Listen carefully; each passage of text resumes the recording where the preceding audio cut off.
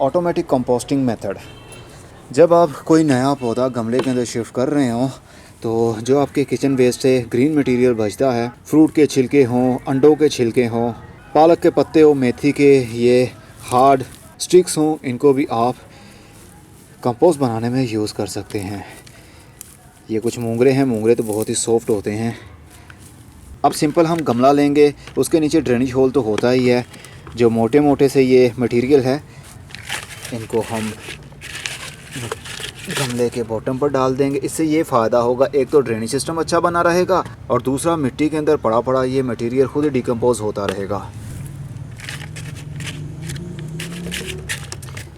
Organic material कोई भी आप डाल सकते हैं, जैसे कि ये एक के अंदर मैंने कोयले डाल दिए हैं। इससे जो ड्रेनेज है वो भी अच्छा बन जाएगा और ये कार्बन का सोर्स भी है, फंगस को एक्टिव होने नहीं देगा।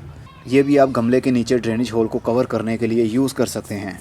और उसके बाद नॉर्मली थोड़ी सी हम मिट्टी भरेंगे।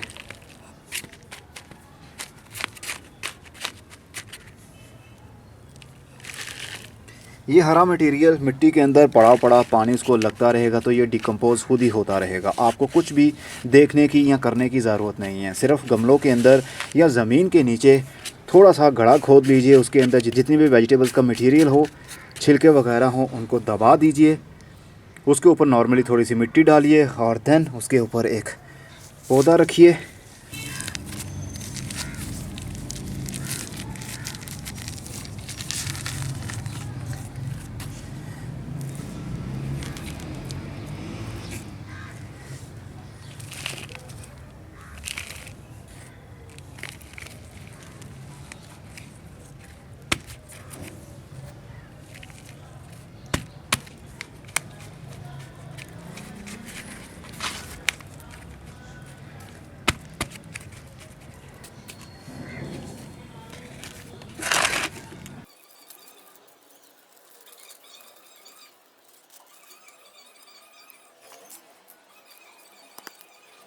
अब ये जो रूट्स हैं, जैसे ही इनकी ग्रोथ शुरू होगी तो जड़ें नीचे वाली साइड पर ही जाएंगी।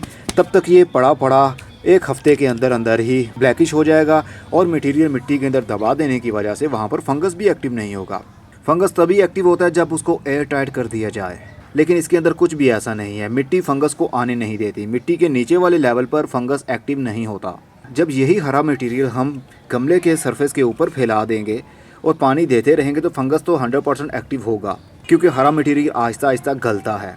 अगर ऊपर रखेंगे तो वो गलेगा, फंगस भी एक्टिव होगा, जिसकी वजह से वाइट मोल्ड उगने लगता है उसके ऊपर।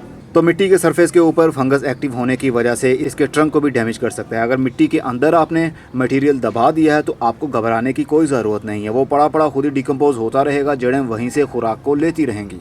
यह है ऑटोमेटिक कंपोस्टिंग। आप भी ऐसा कर सकते हैं, गमलों के अंदर करें, ज़मीन के अंदर करें, कोई इशू नहीं है। कंपोस्ट बनाने की आपकी टेंशन ही ख़त्म। अब मैं चलता हूँ, खुदा हाफिज़।